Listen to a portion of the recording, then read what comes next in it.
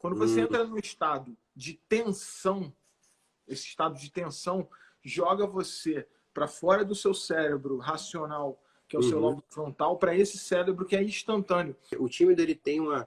Ele quase que ele coloca um microscópio ali, sabe? Nas suas impressões emocionais, que é a mesma coisa do medo. A gente tem essa coisa, o ser humano tem, no geral, essa coisa de buscar um argumento para ser fraco, tá? Isso é clássico nosso, clássico. A gente tem um tom de voz dominante ou um tom de voz passivo. Não precisa ser um tom de voz fraco. As pessoas têm que entender que elas podem falar no tom de voz delas, dominantes, sem ser petulantes.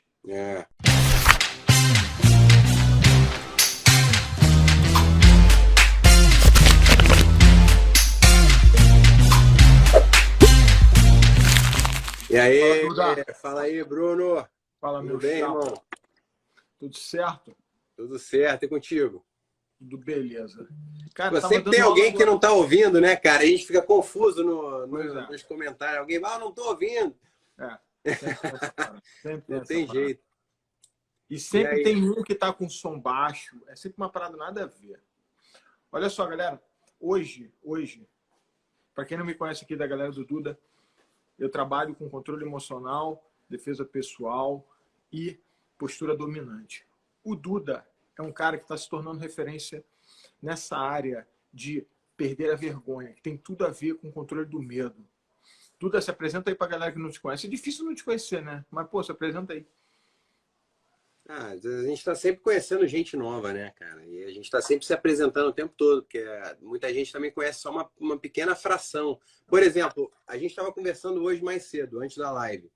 E aí eu te falei de onde veio essa história de eu começar a ensinar sobre como vencer a timidez e os exercícios práticos que eu fui aprendendo ao longo da minha história como ator. E eu morria de vergonha de apresentar meus projetos na faculdade. Eu ficava na frente de 15 pessoas na turma, eu ficava com a mão tremendo, segurando a folha de papel, eu procurava escolher uma folha mais dura, ou colocar numa prancheta e tal, porque eu sabia que a mão ia tremer, eu sabia que ia começar a suar, que a voz ia falhar e tal. Eu vi que isso era realmente um problema, porque eu estava vindo da parte do colégio, lá na faculdade, já é o meio termo ali, né? Quando é tipo uma adolescência profissional que você passa ali na faculdade. E eu sabia que quando eu chegasse no mercado de trabalho, eu ia estar numa desvantagem gigante se eu tivesse dificuldade de comunicação. E aí eu comecei a fazer aula de teatro, aula particular no primeiro momento, com a Camila Amado, uma grande atriz. Hoje eu sou ator profissional há 21 anos, não, há 20 anos. E eu comecei a estudar ator profissional há 19 anos. Caraca, vai fazer 19 anos em janeiro do ano que vem. E aí eu resolvi que tinha muita gente que poderia se beneficiar com esse conhecimento, assim, sabe? Eu tive um estalo, eu fiquei um tempão na minha carreira, na minha vida pública, entre aspas, buscando uma forma legal de contribuir, de passar coisas adiante, mas eu fiquei perdido. Essa coisa do excesso de possibilidade te paralisa, né, cara? Você fica meio... Isso aí, Duda, eu acredito que isso aí seja, sabe o que é? Eu trabalho com essa coisa do controle do medo, né? E isso tem muito a ver com um processo natural fisiológico que a gente tem no nosso cérebro amigdalar, que é o processo do FFF, Freezing, Flying ou Fighting. Quando você entra no estado de tensão, esse estado de tensão joga você para fora do seu cérebro racional, que é o seu lobo frontal, para esse cérebro que é instantâneo.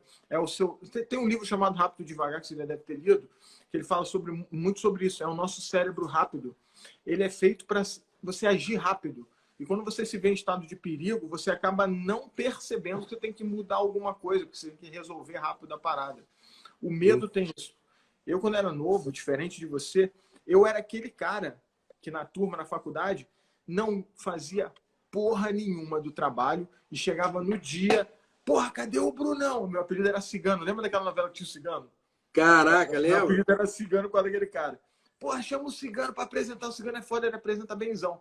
Eu sempre era o cara que era o bom do desenrolo. E eu sempre via, que quando eu comecei a dar aula de defesa pessoal, principalmente de luta, né? Eu via que tinha aqueles caras que eles tinham medo de bater no amigo. Ele até apanhava, mas ele tinha medo de bater. medo de incomodar, medo de não ser aceito, medo a interpretação do outro. Sabe qual é dessa parada? Eu tenho uma pergunta para você que é relacionada a isso, porque eu trabalho com luta há muitos anos e eu vejo isso muito em pessoas, homens, mulheres, pessoas, no geral. Às vezes a pessoa tem medo, não de tomar porrada, mas de machucar o cara que está treinando com você e, porra, caralho, se sente culpado, sacou? Não quer incomodar, sabe? É uma parada meio de... Você já passou por essa parada antes de você fazer essa transição. Hoje eu sei que você é outro cara, tá? Que você treina a luta, o caralho é quatro. Mas naquela época, você lembra disso? Eu lembro de uma época, você começou a falar, eu lembrei muito da minha época de peladeiro. Eu comecei a jogar futebol mesmo mais tarde, assim. Eu tive fase de futebol quando era criança, mas era basicamente futebol de salão em quadras de cimento, que era que tinha no meu prédio, nos prédios ali perto de onde eu convivia, onde eu tinha mais o ambiente. Até fiz escolinha de futebol de grama, escolinha do Carlos Alberto Torres, lá no Rio de Janeiro e tal. Mas não era a minha prática maior era com futebol na quadra de cimento. Futebol de salão em quadra de cimento. E aí, anos depois, na época da faculdade também, eu comecei a jogar futebol na grama sintética, num campo grandão, assim, que eram 6 na linha, 1 no gol. Antigamente eu jogava com 3 na linha, 1 no gol, sabe assim? Então era outra proporção, era outro ambiente físico. E eu tinha ficado anos sem jogar pelada e tal, então fui voltar, só que eu passei a gostar muito de jogar futebol. A gente saía da aula, eu ia de riff. Lembra do riff, o tênis riff? Eu falava, pô, riff é parecidão com chuteira. Aí eu falava, pô, então eu vou levar meu riff aqui, porque é parecido com a chuteira, vou jogar ali de... Eu ia para aula e não precisava levar um trambolho na mochila e tal. Depois eu comprei uma chuteirinha dessas mais simplinhas. Aí comecei a ficar viciado em pelada. Eu tomava um Xenadrine e ficava correndo. Aí descobri que, pô, era muito bom correr ali, naquele campo grandão e tal. E fiquei viciado em jogar pelada. Viciado.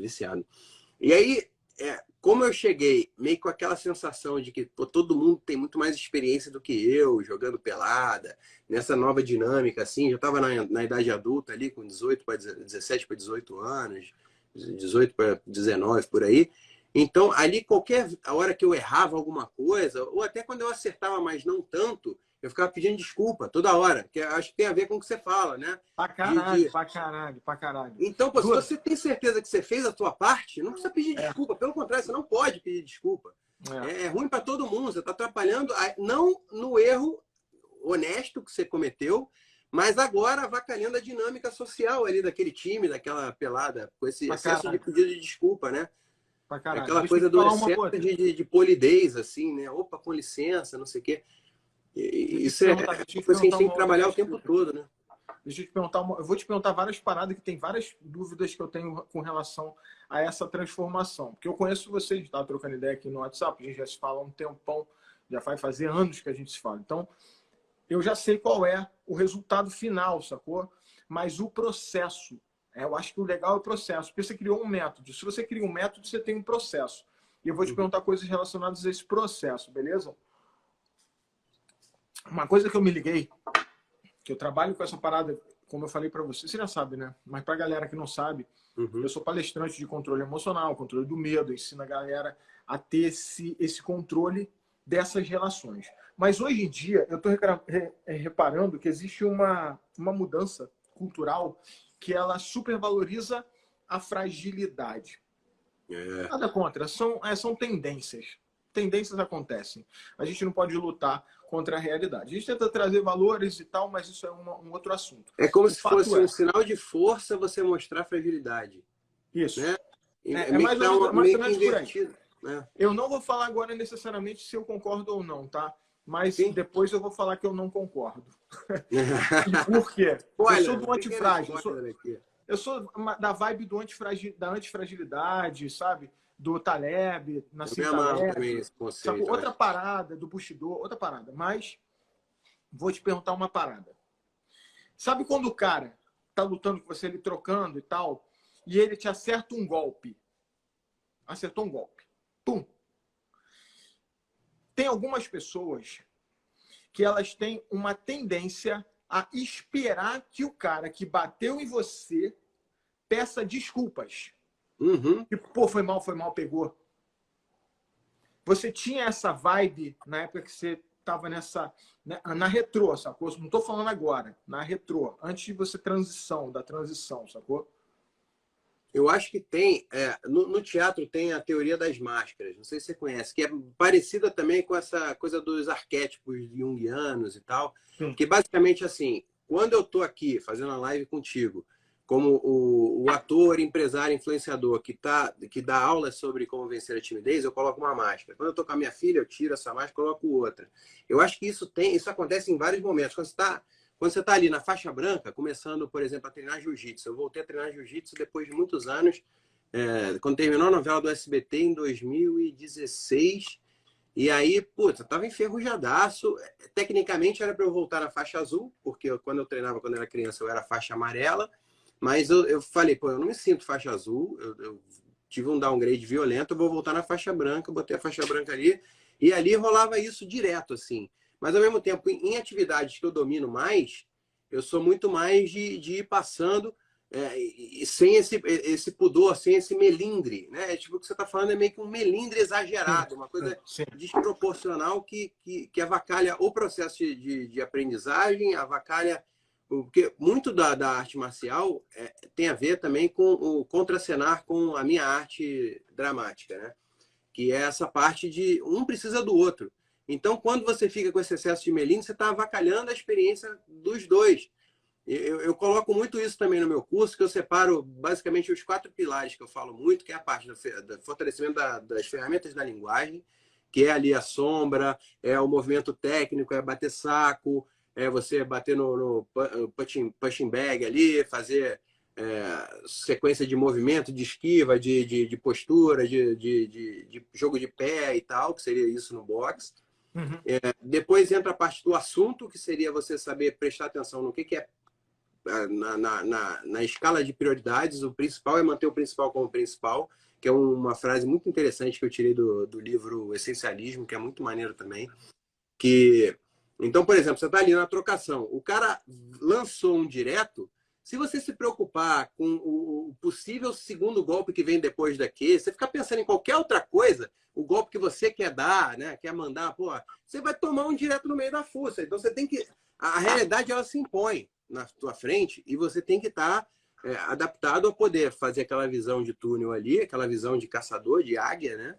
E tá ajustado ali ao que é realmente mais importante. É claro que quanto mais técnica, quanto mais experiência você tem ali lutando, mais rapidamente, com mais maestria, você vai administrar essas prioridades todas e vai conseguir fazer igual o jogo do xadrez, que é antecipar várias posições ali. Em cada momento você já está pensando ali depois desse golpe ali, ele só tem 3 possibilidades mais claras, aí você já vai se esquivar de uma forma que você já vai antecipar o possível golpe que vem na sequência. Mas essa coisa de você estar ajustado ali a prioridade do momento, eu falo que o assunto da conversa é como se fosse a boia de salvação quando você está se afogando. Então, você sabe que se você estiver agarrado no assunto ali, você não vai se afogar. Você pode ficar ali passando um perrengue desgraçado ali, mas para o tímido que está morrendo de medo ali daquela situação, daquele confronto, que só é um confronto na cabeça dele, porque na verdade não é um confronto, na grande maioria das vezes é uma troca civilizada de informações. Então, se ele estiver agarrado ao assunto, ele tem muito mais chance de se manter estável ali, se manter vivo, né, entre aspas. E aí depois entra a parte do outro, da leitura do interlocutor, saber como é que ele funciona para você adequar a tua mensagem a ele, porque você quer passar alguma coisa. E depois, e essa pessoa tem que responder, não adianta você fazer, fiz a minha parte, eu falei. Se ele não entendeu o problema dele, pô, você falou um negócio cheio de termo em inglês que o cara não está familiarizado. É você que tem que ajustar o seu vocabulário ao interlocutor. Principalmente se for numa parte de vendas, você está prospectando um cliente importante, você chega e fala assim, ele não contratou o serviço da minha empresa porque ele é burro, ele não entendeu o que eu quis dizer. Né? Pô, se você não ajustou a sua mensagem ao teu interlocutor, também você tem uma parcela grande de culpa, você tem que fazer isso. Tem que fazer a leitura do oponente, a leitura do outro, a leitura do interlocutor, e depois entra a parte da situação geral como um todo, que é como se fosse ali, você vendo a função de cada um. Qual que é o problema a ser resolvido?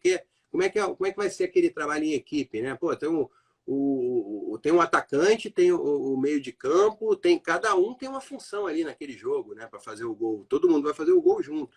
Então não adianta você querer avacalhar a situação como um todo. E quando você tem essa consciência, quando você joga luz, né, a situação completa, você tende a entender que... Para! Você quer saber como perder a timidez no ambiente de trabalho, para você ficar mais cara de pau, mais confiante no seu ambiente de trabalho, conseguir emplacar melhor as suas ideias? Se inscreve na série Timidez Sob Controle, que está aqui no link na descrição, e vambora! Na situação completa, você tende a entender que o tímido, ele tem uma... Ele quase que ele coloca um microscópio ali, sabe, nas suas impressões emocionais, que é a mesma coisa do medo. Quem está assustado ali, ele está o tempo todo, ele fica muito reativo, ele acha que todo mundo está ali, pô, imagina, numa call. Então tem um cara de Londres, tá uma outra pessoa que está na Califórnia e o outro está no Japão. E outra pessoa está aqui em São Paulo, outra pessoa está no Rio de Janeiro. Tá todo mundo numa call. Você acha que todo mundo parou ali com aqueles fusos horários distintos ali para fazer uma call, para rir da tua cara naquela gaguejada que você deu? Isso aí não é importante na vida adulta, na vida profissional, né? É exatamente o que você falou do soco, me empolguei aqui, mas... É exatamente essa coisa, resumida aqui do que é o... Esse detalhe é muito engraçado, né? A gente estava conversando antes, mas vou falar de novo porque a gente estava conversando no WhatsApp, né? Uhum. Cara, é muito engraçado como a retórica, a argumentação, a fala, né? Ela trabalha com um jogo de arte da guerra mesmo, de luta. É uma luta. Você está deflagrando algo. Mas essa luta, ela tem que ser um diálogo. Ela tem que ser algo que entregue e receba para que ela se torne válida. Isso tem muito a ver com o treino de luta que você estava falando, do parceiro de treino, por exemplo. Eu não posso arrebentar meu parceiro de treino, sacou? Arrebentar ele na porrada, porque eu vou precisar dele. Existe uma troca, existe essa necessidade de troca. E com relação aos seus alicerces, cara, olha só que loucura. Meu projeto, Boxe para Defesa, que a gente estava falando sobre ele mais cedo, que eu até comentei com você, ele trabalha com alicerces muito parecidos, mas num outro âmbito. E isso é uma coisa que acontece em todo caminho ou projeto que venha a ser validado. Eles trabalham, nós somos seres humanos, então a gente acaba tendo que ter essas demandas parecidas. Todo ser humano vai passar pela mesma situação, seja em um processo ou em outro processo, porque é um ser humano, a base é o ser humano. Como que eu quero deixar isso mais transparente, que ficou um pouco confuso? Você falou dos alicerces, da argumentação, que fazem com que o indivíduo que é envergonhado se perceba capaz de ter sucesso dentro de um processo de troca onde ele se sente seguro sozinho. Você dá o passo para ele baseado numa técnica que é seguir os passos que você alicerçou ali dentro dos alicerces que você traz, que é o caminhar. Quando eu ensino boxe para defesa, eu ensino arte da defesa estratégica. O que é arte da defesa estratégica, por exemplo? É um dos alicerces. A arte da defesa estratégica é o cara entender um pouquinho de arte da guerra para a defesa pessoal. Tipo uma mulher. Mulher vai se defender. Minha mulher está aqui e tal, ela foi correr, vai se defender. Eu ensinei para ela o boxe para defesa. Então ela já entendeu que ela precisa ter a arte da defesa estratégica na postura dela de alerta em cada circunstância. David Grossman, que é um grande estudioso de defesa pessoal, ele ensinou isso nas cores, estados de cores de alerta. Mas eu trouxe isso metaforicamente de uma forma mais tangível para as pessoas no meu curso, no meu dia a dia, com metáforas de animais, tipo estado da tartaruga. Hoje mesmo eu estava dirigindo, tinha uma mulher com o celular na mão, fone de ouvido, andando na rua, atravessou na minha frente, podia ter sido atropelada porque ela estava no estado de tartaruga. Qual o estado de alerta de uma tartaruga? Nenhuma. Tartaruga não tem estado de alerta, meu irmão. Ela vira de cabeça para baixo e morre. Quando você vai caminhar na beira-mar aqui, você vai estar no estado do gato, que é o segundo estado. Tartaruga já vai para o gato. Qual é o estado do gato? O gato é um bicho mansinho, calminho, gente boa. Mas, meu irmão, você fez assim, ó, o gato pula. O gato, mesmo que ele esteja deitado, relaxado, ele é totalmente suscetível a estímulos. Ele está prestando atenção. O bicho vai do 0 a 100, do 0 a 100 em 3 segundos. Aí, beleza. Isso faz parte do processo da arte da guerra, tá? Que eu trago um dos alicerces do entendimento de defesa pessoal básico para qualquer ser humano. Aí, beleza. Ela viu um maluco lá na esquina. Porra, tem um maluco lá na esquina. Ela tá caminhando sozinha. Pô, o maluco tá olhando para ela, tá meio mal encarado, tá sentado, levantou.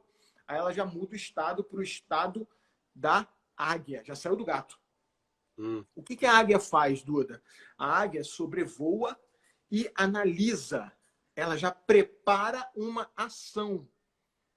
Quando você prepara uma ação, você não é pego de surpresa.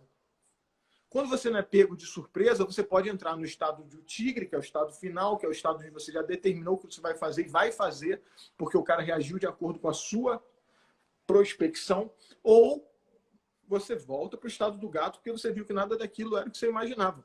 Mas não vai acontecer o que acontece com muitas pessoas, de ser pego de surpresa, porque não está preparado. É. Quando você disse aí, na sua divagação, que o cara está dentro de uma call, que é medo, tá? Medo é tratado como medo.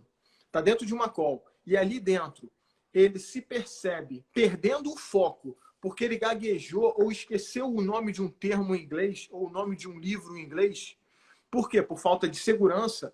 É porque esse cara, ele não estava preparado com os alicerces que vão fazer com que ele entenda-se não sendo pego de surpresa.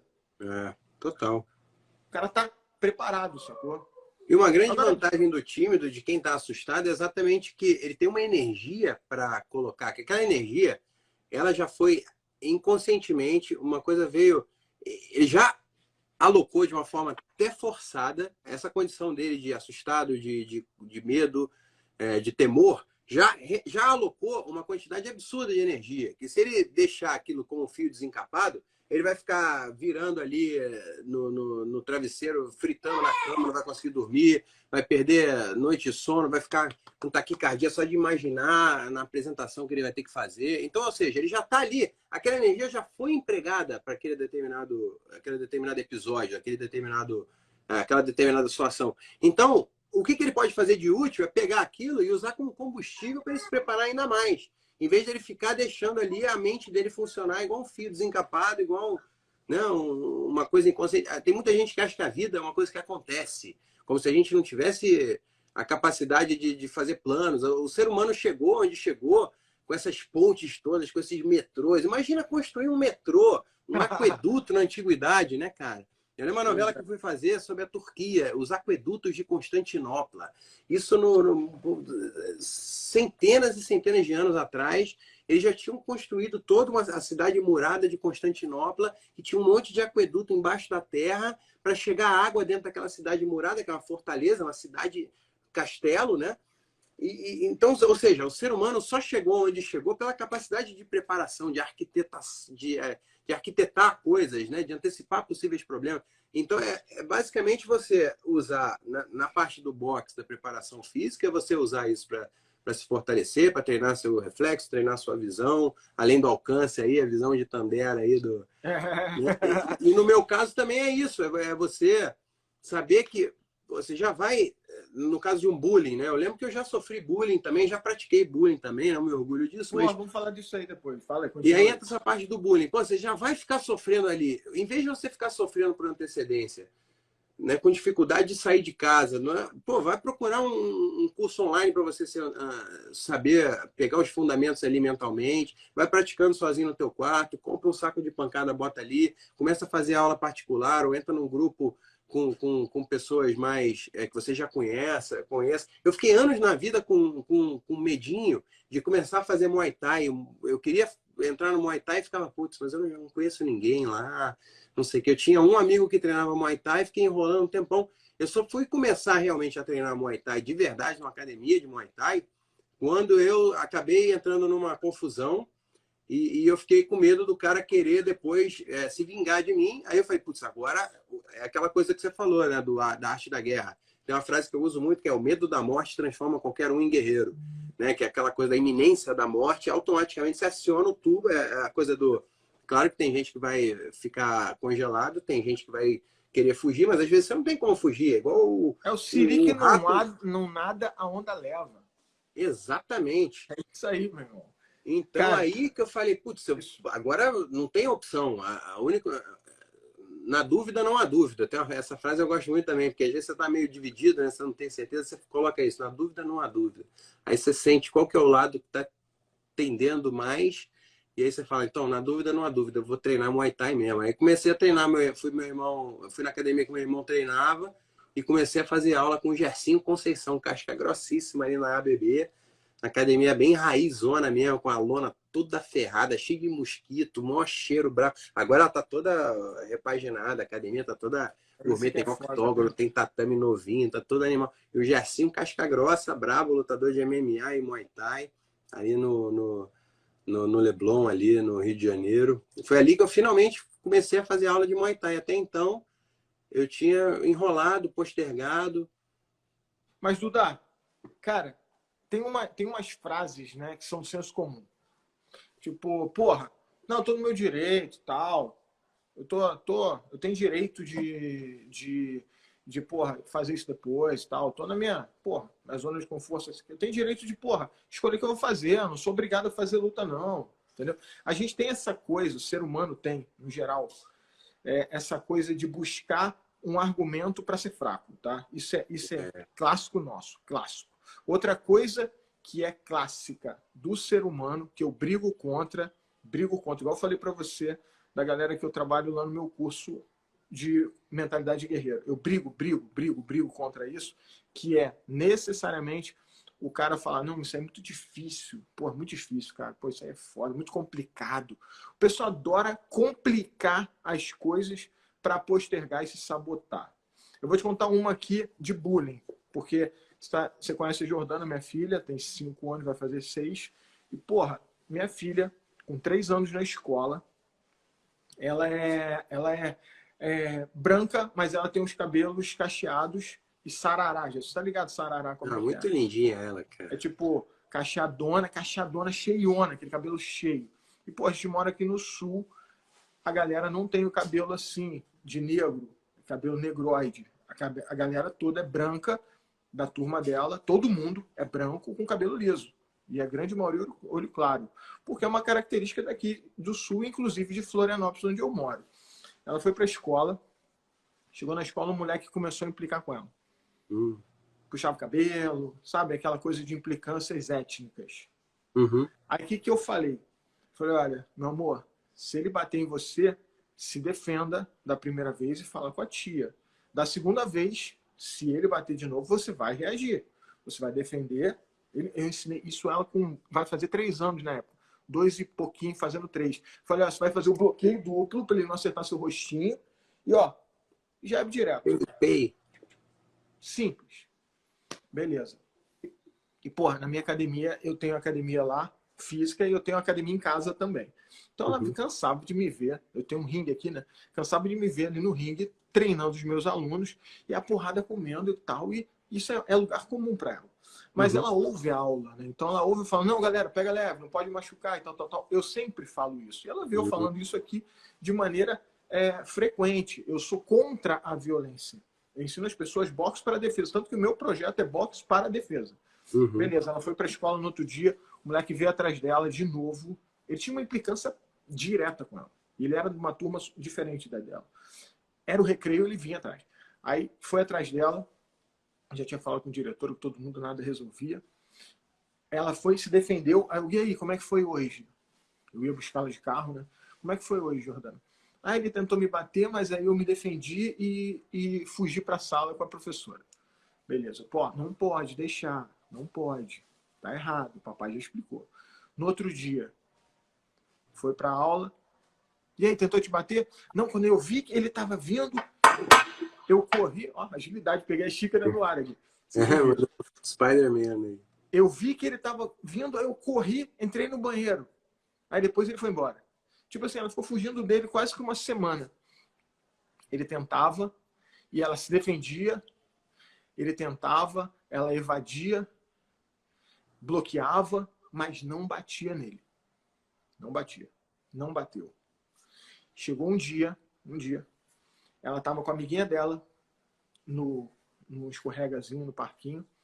Ele veio, e aí dessa vez, em vez de ele tentar machucar ela, ele tentou machucar a amiga dela. Aí, meu irmão, o tempo fechou. Ela foi pra cima dele, agarrou ele, sacou? Arranhou e tal, machucou ele. Naquele dia eu fui chamado na escola. Aí eu contei a história toda para a mãe e tal. Aí me contaram, aí sim, nesse dia que me contaram. Ah, porque ele está nessa situação, porque os pais se separaram, a mãe começou a namorar um outro cara que está dentro da casa dele, ele não está aceitando, que não sei o quê, tal, tal, tal. Tudo bem, é uma parada traumática, a gente sabe que é difícil, mas alguém tem que controlar.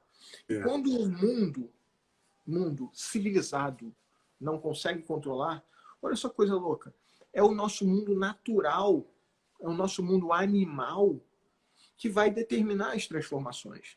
Então esse cara, essa mulher, esse cara, essa criança, esse idoso, que até hoje se sente envergonhado de fazer seja lá o que for, ou incapaz de se defender, e nunca tomou partido, porque na vida ele decidiu escolher falar que isso é complicado, ou que, porra, eu estou no meu direito, não preciso fazer isso.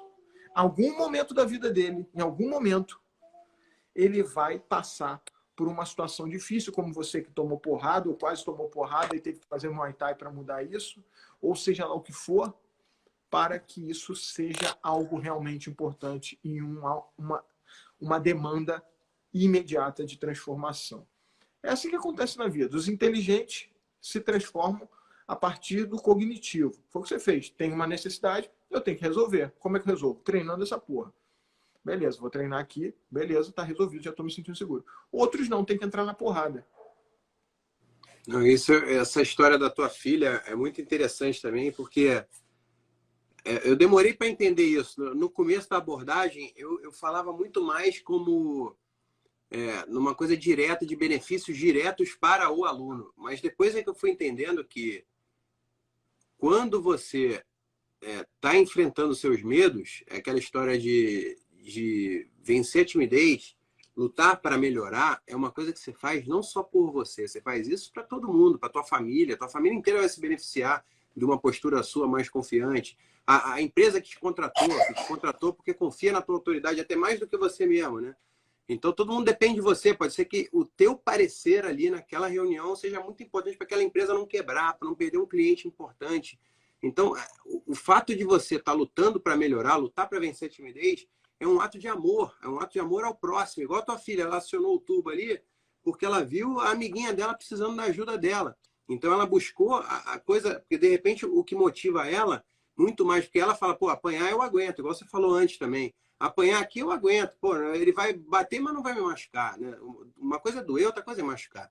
Doer é tranquilo, machucar já é mais sério, você vai ter que se recuperar depois, vai ficar com uma lesão, né? Mas nessa fase até mais dor e sensações desagradáveis até do que de machucados físicos, assim, né? Mas ao mesmo tempo que ela descobriu que ela não está fazendo isso por ela, está fazendo isso pela amiguinha dela. A amiguinha dela estava precisando dela e ela estava ali com força suficiente para agir. E ela foi e agiu. E isso eu aprendi muito também com a paternidade. Isso é uma coisa que virou muito a minha chave assim, em relação à proteção, à defesa. Porque uma coisa eu, um homem adulto com 84 quilos, 1,76 m, eu consigo subir, pular muro, eu consigo sair correndo, eu corro rápido, eu mudo de direção, eu joguei bola pra caramba. Eu tenho noções básicas, eu sou faixa azul de jiu-jitsu, tenho noções básicas de muay thai, de boxe, de luta com lâmina, já treinei já fiz capitão de arte marcial, capitão do exército israelita, eu sei lutar com espada, porra. Então eu sei atirar, eu já fiz treinamento pra caramba com arma de fogo, com fuzil, com pistola, com tudo. Eu tenho noção de defesa, só que ao mesmo tempo que uma coisa é proteger a minha, outra coisa é proteger uma bolinha fofinha, toda massinha, inocente, que não consegue nem ficar em pé direito, não consegue nem subir uma escada. Para entrar no carro demora minutos para entrar no carro, né? E sentar na cadeirinha dela. Quase uns 2 minutos, sei lá. Então, putz, você tem que... Então, essa coisa de você ser buscado a ser forte, a ser um guerreiro, a ser um cavaleiro, né? Quando você vê que, sei lá, tem uma pessoinha que depende de você, e pode ser coisas até que não pode ser que você está andando na rua, coisa que eu nunca me preocupei antes. E se passar um cachorro sem coleira? Eu estou andando com a minha filhinha de mão dada. Se passa um cachorro sem coleira que não gosta de criança, sei lá, e ataca a minha filha, coisa que eu nunca me preocupei. Eu nunca pensei nessa possibilidade de um cachorro, porque um cachorro de 15 quilos para uma criança de 4 anos é um perigo enorme, assim, mortal, porque o focinho do cachorro está na altura do rosto da criança. Né? Comigo, eu vou mandar tiro de meta, vou pular em cima de um carro, vou pular um muro, sei lá, pular um portão.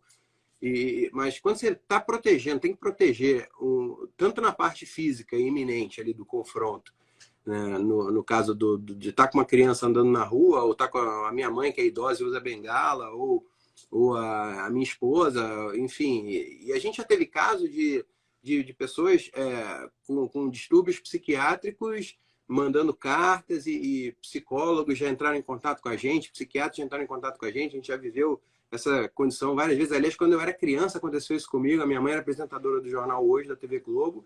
E aí, do nada, a Globo começou a receber um monte de carta de um cara que falou: eu vou casar com a Leda Nagli, ela pisca pra mim. Então, do nada, a gente começou a andar com um cara grandão, gente boa, que eu não entendi nada, achei muito maneiro. O cara sempre simpático, gente boa, brincava comigo e tal. Mas, na prática, o cara era o segurança contratado pela TV Globo porque tinha uma iminência de ataque de uma pessoa mentalmente desequilibrada. E aí um dia o cara apareceu, cara. Eu era criança, não lembro quantos anos eu tinha, mas eu lembro de uns flashes, assim. Então, gritaria, confusão, o segurança empurrou o cara, ele foi atropelado e saiu conduzido ali, preso. Então, a parte da vida real mesmo, né? O ser humano é um bicho social. O Brasil é um dos países mais violentos do mundo para essa coisa de caos urbano, de violência urbana. E muito mais do que só a parte da preparação em situações extremas, eu acho que é uma coisa que eu já te vi falando muito bem também, que é essa coisa o agressor, normalmente, né, o assaltante, o cara que faz o bullying, a galera ali é covarde, né, cara? Então ele vai escolher eu não lembro qual foi a expressão exata que você usou, mas eu achei muito boa. Vai escolher o bezerro manco ali da manada, não vai escolher o touro, porra. A presa sempre mais a presa fraca. fácil, né? Então, tem essa história. Então, você tem que estar exatamente, além de fazer todo esse trabalho aí, sair da tartaruga, ficar pelo menos ali na atividade do gato, né? E treinar a parte técnica. Você assistiu a parada do podcast lá que eu falei o negócio do Jack Chan? Assisti, isso aí achei muito bom também, que essa coisa de... Muita gente acha que só porque é defesa pessoal e tal, você vai ter que sair na mão. Mas muitas vezes você vai muito mais do que sair na mão, é usar o ambiente à sua volta ali, né? Quando você está com a sua filha, quando você está com alguém mais frágil, eu falo disso no meu curso de boxe para defesa, onde a gente fala de análise de ambiente.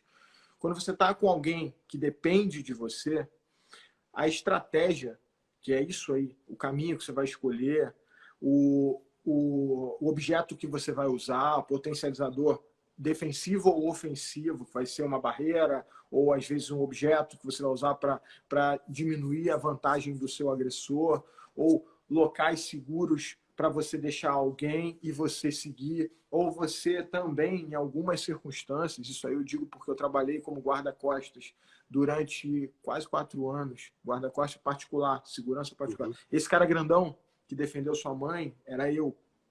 Então, eu penso sempre no como proteger, e eu ensino isso muito para as pessoas, porque nós, muitas vezes, esquecemos desse detalhe. Num dos podcasts que eu fui, acho que foi no Flow, eu falei sobre a água no chão, porque o cara tinha derrubado a água, eu lembrei disso. Cara, você está num lugar liso, quase todo lugar hoje em dia é liso, né? Porra, jogou uma água no chão ali, uma bebida que você jogou no chão, você correu, o cara vai passar em cima, ele não vai conseguir correr, ele vai escorregar. Uma mesa, uma cadeira, pode ser algo que vai te ajudar a proteger a sua filha, ou proteger a sua esposa, ou sua mãe, ou qualquer pessoa mais fraca. E muitas vezes, se você tem o mínimo da noção de defesa pessoal, como no seu caso, tem uma ótima noção, porque eu conheço, mas se a pessoa tem o mínimo, ela muitas vezes vai se sacrificar para proteger o outro, que é o que eu fazia, era o meu trabalho. Se você me contratasse para te defender, porra, a última pessoa que eu fiz segurança até foi da Rede Globo, foi aquele Bruno Gagliasso com a mulher dele, que ele veio ele, a mulher dele e a filhinha. Aí eles passaram um tempo aqui e me chamaram. Me chamaram para passar um tempo com eles e tal. Eu fui, peguei eles ali e tal. E, cara... Para! Você quer saber como perder a timidez no ambiente de trabalho, para você ficar mais cara de pau, mais confiante no seu ambiente de trabalho, conseguir emplacar melhor as suas ideias? Se inscreve na série Timidez Sob Controle, que tá aqui no link na descrição, e vambora! É muito normal você ter que se sacrificar, se colocar em perigo aceitável para tirar sua filha do perigo. Isso é justo. Você vai lá e meter a mão dentro da boca do cachorro, meu irmão. Se você vê o cachorro prestes a atacar sua filha, você não vai procurar um muro, entendeu? Você vai neutralizar o ataque, primeiro, e meter a mão dentro da boca do cachorro, porque vale mais a pena a sua mão sendo mordida do que a sua filha. Exemplo disso, teve um garotinho gringo que tinha uma criancinha sendo mordida, um garotinho alemão, acho que ele era alemão ou inglês, que ele lutou com um cachorro para defender a irmã dele, o garoto virou um herói. Viralizou na internet. Muito maneiro. Outro dia também eu vi viralizou um que não era bem filho, mas era uma senhorinha aqui do nada, um urso andando em cima do muro da casa, de uma casa, assim, um urso grande, assim, não um ursão gigante, pardo, enorme, mas, sei lá, um urso preto, um urso médio, de médio porte. Aí, do nada, os cachorros começam a latir, aí o cachorrinho pequenininho, cachorro pequeno é sem noção, né? Então, ele faz... Aí o urso foi pegar, deu uma patada, já tava pegando. Aí a senhorinha veio de camisola e bom, deu um empurrão no urso. Você não viu esse vídeo, não, cara? Esse vídeo é muito bom. Não. Então, ela acionou ali, sem noção, ela acionou o turbo ali e foi defender o cachorrinho dela, o Yorkshire ali, um bichinho desse, sabe? Do urso. O urso já tinha pego o bichinho com a pata e tava... Já é jantar, né? Ela foi, bum, empurrou o urso caiu pro outro lado do muro, ela pegou o cachorro e entrou em casa de novo. Que é o tipo de coisa ali que é um instinto materno, que é muito famoso como instinto materno, né? Dessas histórias que a mulher levanta um carro para tirar o carro de cima da criança e tal. Mas nas situações ali cotidianas dessa vida profissional, assim, ainda mais hoje que a sociedade vive num estado meio que de apatia, que você fica meio entorpecido com todas essas dopaminas de rede social, né? Com todos esses tarja pretas, ansiolíticos e cafezinho pra caramba, um monte de remédio, suplemento, celular, fone de ouvido, não sei o quê. Então o cara, ele acha que... Eu brinco muito que você não é tímido, você está tímido. Isso daí é uma coisa que dá, né? Dá vontade assim de fazer o pá, pá. Tinha uma professora muito famosa de atuação, assim, que é muito boa, aliás, mas que já levantou bastante polêmica por usar esse recurso aí no Tropa de Elite, em vários filmes, que é a Fátima Toledo, que usa esse recurso que é muito usado também pelo pessoal do treinamento de artes marciais, que é o famoso o pá, pá, pá, dá um choque de realidade, acorda, né? Sai do transe ali, né? E aí, a gente fica no automático, né, cara? Pois é, e aí na timidez, assim, nessa parte da timidez no trabalho, na timidez de começar o papo com a mulher que você gosta, com esse tipo de coisa, você acaba achando que é normal você fugir da coisa. E na vida real, assim, na vida prática... porque você está no direito. As pessoas têm esse papo de, não, tenho direito, pô, isso é meio complicado. São as duas paradas que vão fazer você se auto-sabotar. Quando você fala nesse âmbito de vergonha de falar com alguém ou agir, não, tem direito. Porque todo mundo acha que isso é justificativa para você ser um merda. Não, eu posso ser um merda porque tem um monte de gente que é um merda. Então, tá todo mundo fazendo isso, né? Então, todo mundo faz assim. Então, foda-se. Ninguém vai me julgar. E outra não é complicado. É uma forma de autossabotagem, do cara ou da pessoa se colocar numa situação de porra, não é muito complicado eu fazer uma apresentação, as pessoas vão julgar. Né? Aí você começa a apontar todas as possibilidades para justificar o muito complicado que você mesmo comprou. E você estuda pra caramba exatamente para ter cada vez mais argumentos para você se convencer de que não é para fazer e tal. E na vida também você não tem... Muitas vezes você não tem uma pessoa para chegar e te dar um papo sincero, falar, você precisa fazer isso. No meu caso, a minha mãe conhece muita gente e ela chegou e falou, meu filho, você precisa fazer aula, você precisa conhecer a Camila. Ela é maluca que nem você vai adorar ela. A minha professora Camila Amado, minha primeira professora de teatro. Aí eu comecei a fazer aulas particulares de teatro, era segredo, só a minha namorada, meus 2 melhores amigos, minha mãe e meu pai sabiam que eu estava fazendo aula de teatro. Porque só de imaginar que alguém estava sabendo que eu estava fazendo aula de teatro, eles já iam, pô, o cara tá achando o quê? Que vai fazer novela? Tá achando o quê? Que vai virar ator, não sei o quê.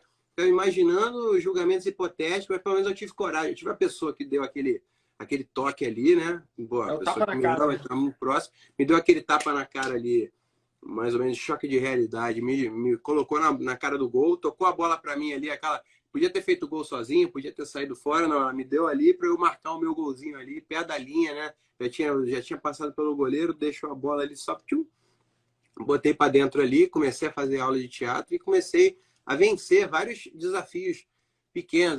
Um dos primeiros exercícios que ela me mandou fazer foi a leitura em voz alta, que é um dos pilares aqui da prática do um dos drills assim, que eu mais gosto do método.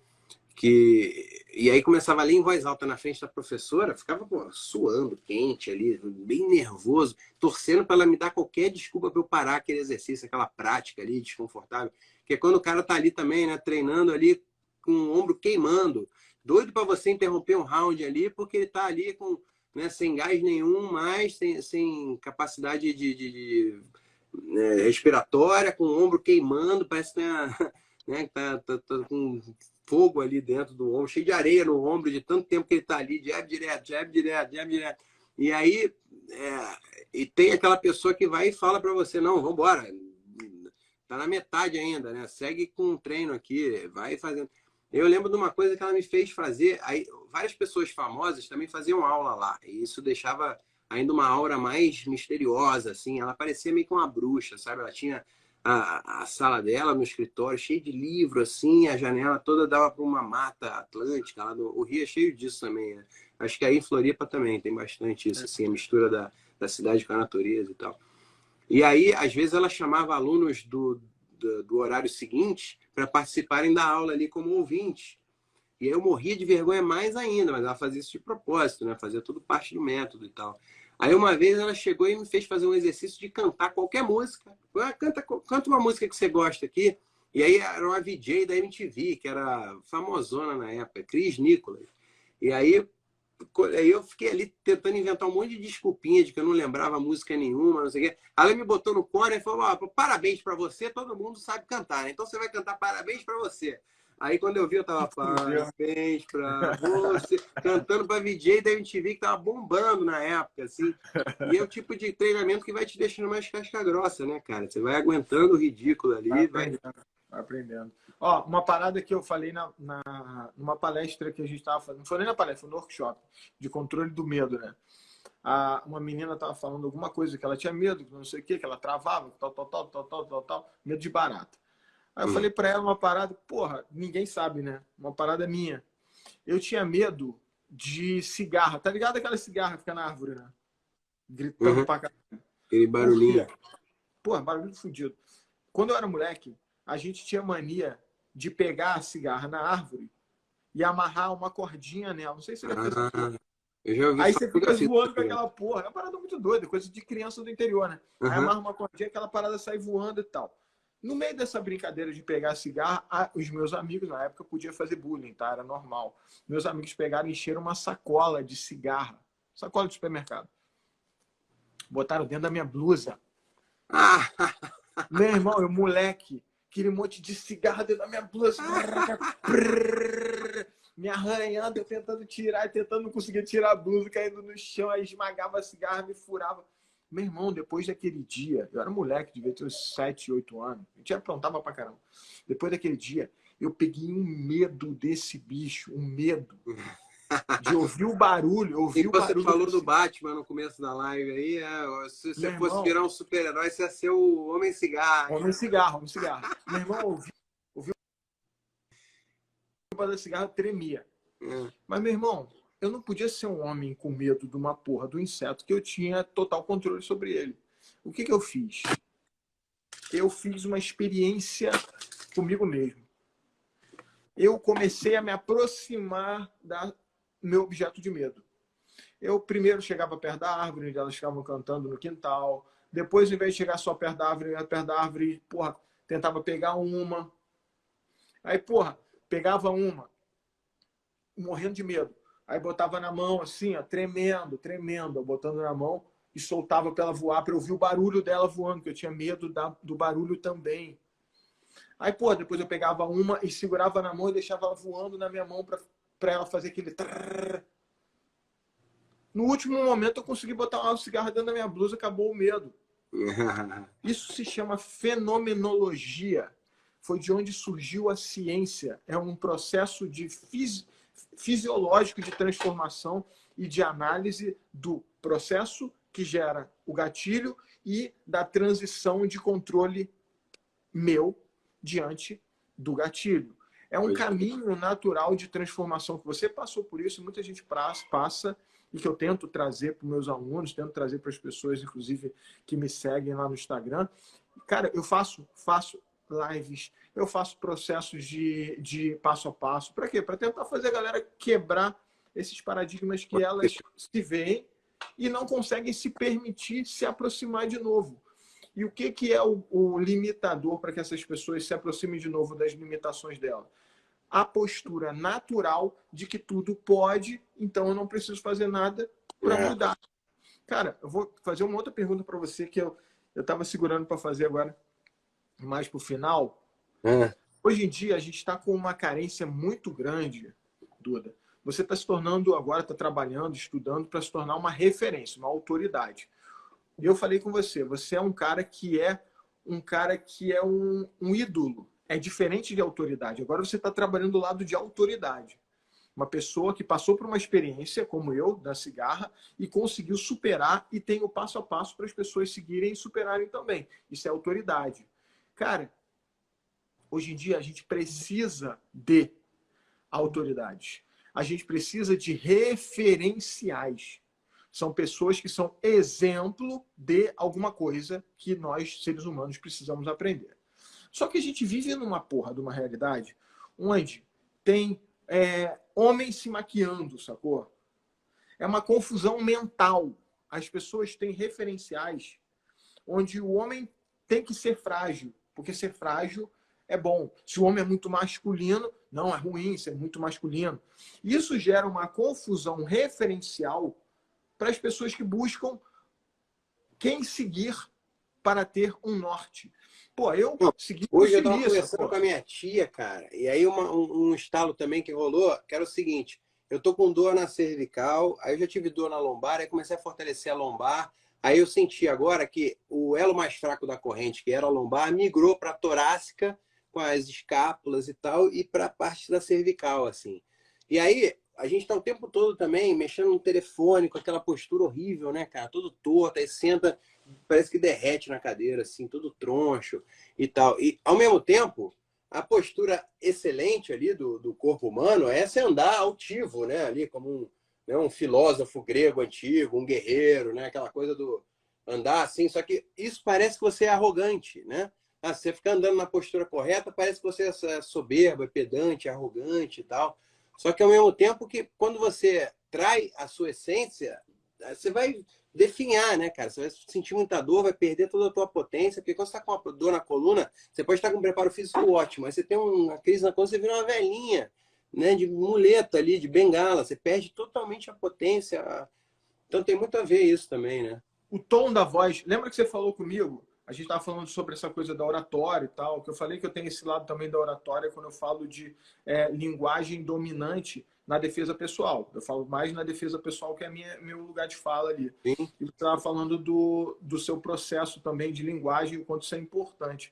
Para. Você quer saber como perder a timidez no ambiente de trabalho, para você ficar mais cara de pau, mais confiante no seu ambiente de trabalho, conseguir emplacar melhor as suas ideias? Se inscreve na série Timidez Sob Controle, que está aqui no link na descrição, e vambora! A gente tem um tom de voz dominante ou um tom de voz passivo. Não precisa ser um tom de voz fraco. As pessoas têm que entender que elas podem falar no tom de voz delas dominantes sem ser petulante. Porém, como você disse no início da live, é bem interessante que as coisas se conectam, né? Se você tiver numa videoconferência e você usar o seu tom de voz dominante, que é o que você tem que usar para você passar segurança, alguém pode achar que você está sendo petulante. Sempre vai ter alguém para interpretar algo de uma maneira negativa para justificar uma postura defensiva por conta da sua fragilidade inerente. Não quer dizer que você foi petulante por causa disso. Porque você não lembra o nome do livro, não quer dizer que você é burro. Porque você, muitas vezes, esquece a música, não quer dizer que você não sabe cantar. Você cantou a porra do parabéns para você, não cantou? Então você sabe cantar, porra. Esse é o objetivo. As pessoas têm que começar a ter o aprendizado que você teve de experiência na vida delas, para elas entenderem que elas são capazes de cantar sim. Foda-se se elas cantam mal. O importante é que elas tenham consciência de que elas são capazes de. E isso começa a fazer na cabeça das pessoas o processo de transição e essa transformação de um ser humano passivo para um ser humano capaz e dominante. Uma linguagem dominante, que inclusive é o tema da nossa live. Total, cara. E você tá presente, né? Tá completo, fazer a tua parte. Porque se você realmente fez o que você tinha que fazer, você tem que, você tem que confiar na tua história, né? Você tem que confiar no que fez você chegar até onde você está. Em qualquer lugar que você está ali por algum motivo. Você não está ali aleatoriamente, principalmente no mundo profissional.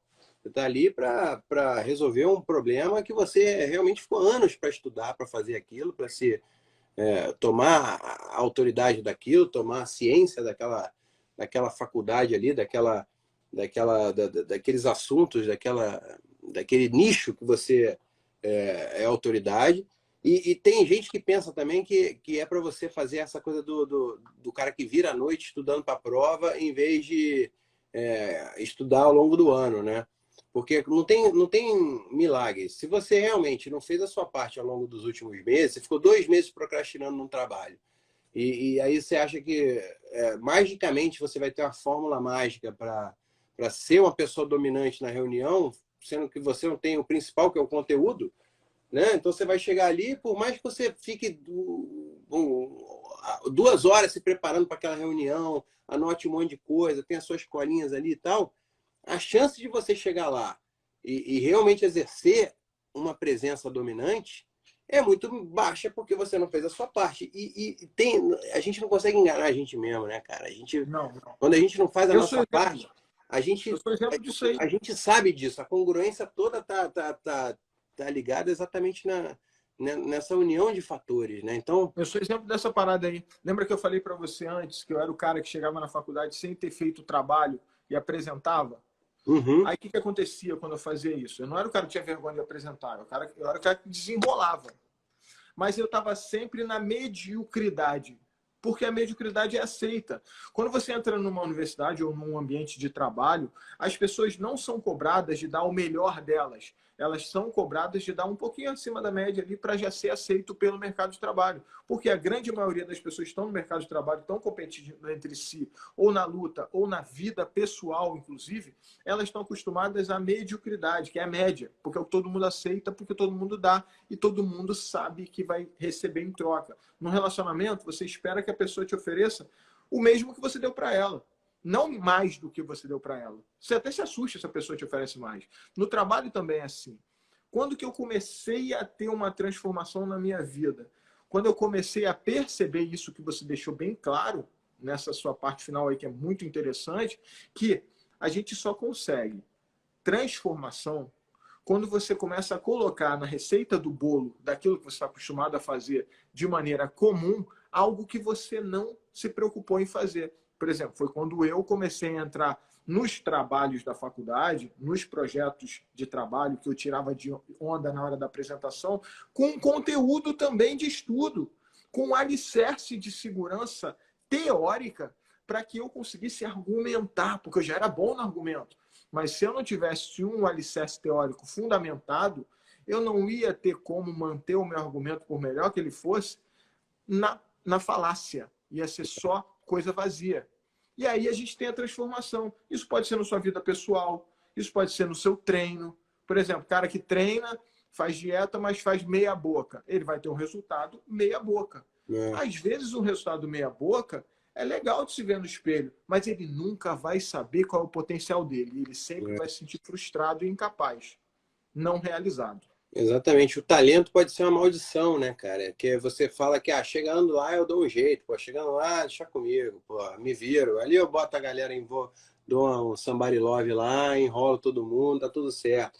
Então, essa é a parada, né? Se você quer, no final do curso, aí já no curso mesmo, que agora, eu queria até falar pra galera que tá assistindo a gente aqui, que eu tô com a série Timidez sob controle, que são 3 aulas bem completas, bem dinâmicas, bem estruturadas, com bastante exercício prático, gratuitos, para você assistir a partir de agora. É só entrar no link na bio aqui do meu Instagram. E eu liberei a 2ª aula hoje, são 3 aulas, a 3ª aula eu vou liberar na sexta-feira de manhã.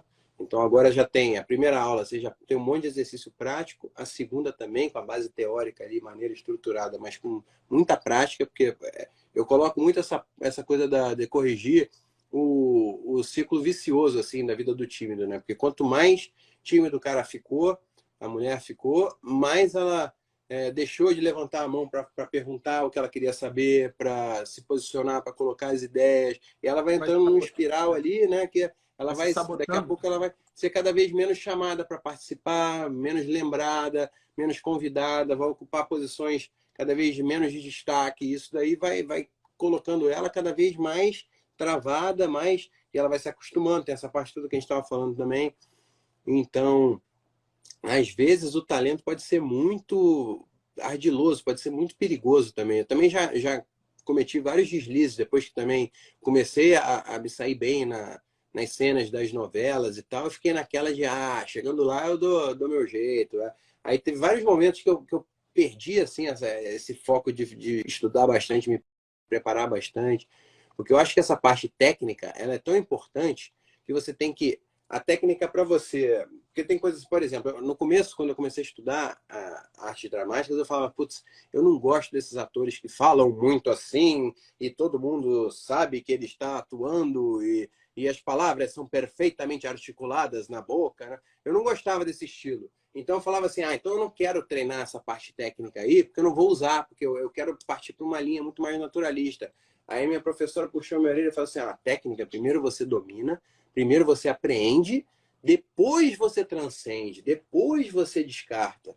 Isso te dá um arcabouço muito maior. Porque se você tiver no momento ali de crise, se você não tiver a parte técnica, se faltar aquele talento, aquele carisma, aquele desenrole, você não tem por onde se amparar. Eu brinco que é como se fosse a tela do trapezista. Os caras estão ali arriscando vários saltos, vários mortais triplos, pula de um trapézio, vai para o outro, não sei o quê. Se não tem aquela teia ali embaixo, o cara cair, ele morre. Já era, irmão. Duda, vamos finalizar, cara. Desculpa te interromper, porque o meu celular tá acabando a bateria, eu tô com medo de fechar na nossa cara. E você fala pra caralho, como sempre. Eu falo também, me empolgo, cara. Mas tá maneiraço. E, vamos fazer outras vezes aí, falar de outros assuntos, que eu acho que tem muita coisa congruente entre a luta, a defesa pessoal e essa luta por vencer a timidez, porque é um processo. E alicerce é a base para qualquer transformação e o passo a passo é a base para qualquer transformação. Eu vou deixar aqui para a galera que está do Duda. Quem quiser aprender boxe para se defender, quiser saber se defender, homem, mulher, criança, saber todo o processo, eu estou aqui para ajudar, o link está na bio. Quem quiser só treinar também, tem um saco de pancada jogado aí e tal, não sabe o que fazer com ele, tem o boxe lá para vocês treinarem o saco de pancada comigo. Galera do meu Instagram, que quer aprender a perder a timidez, meu irmão, é esse cara aqui, o link está na bio dele, entra lá. Eu aprovo, inclusive a gente tem um projeto que a gente vai fazer junto, daqui a pouco vai ser do caralho, fiquem ligados, vai ser foda. A gente já está combinando no WhatsApp isso, e vai ser muito maneiro. Galera, foi um prazer conhecer todos vocês aqui. Sigam esse cara. A maioria já deve seguir, porque todo mundo segue ele. Quem não me segue aí também, sigam para conhecer também esse processo que a gente vai estar fazendo junto. E, só tenho a agradecer você aí, Duda. Eu também digo mesmo, agradeço muito a presença aqui, o convite, a trocação de ideias aqui. É uma honra estar trocando ideia contigo, conversando contigo, estudando. Aprendo muito também assistindo aos seus vídeos. Agora estou vendo você circulando aí pelos podcasts, muita coisa bacana. Eu conheci esse cara aí, o Bruno Jordão, quando eu estava fazendo a novela Dona do Pedaço, ele fez um vídeo analisando o Caio Castro lutando na novela. Eu falei, me analisa também aí, cara. Quero ver como é que eu tô, né? Saber a análise ali do maior canal de boxe do Brasil, saber a análise do cara casca grossíssima aí, vendo como é que estava meu trabalho eu brinco que são artes cênicas marciais. E a parte ali de coreografia de dublê, não sei o quê. E aí você analisou, a gente começou a trocar ideia, e aí eu passei a te seguir aí no Instagram também, no YouTube. Então, tem muita coisa boa aí, tem muita joia aí dentro do teu conteúdo, da tua experiência, que você passa com muita maestria, de uma forma clara, concisa, manda com muita confiança. Obrigado aí pela moral sempre, tamo junto. E vamos marcar mais, porque eu falo pra caramba, se deixar, você ficar mais um tempão aqui. Não, vamos fazer outras. Vou dar um abraço gigante, meu irmão. Fechou. Obrigado. Valeu, pessoal. Abração. Abraço.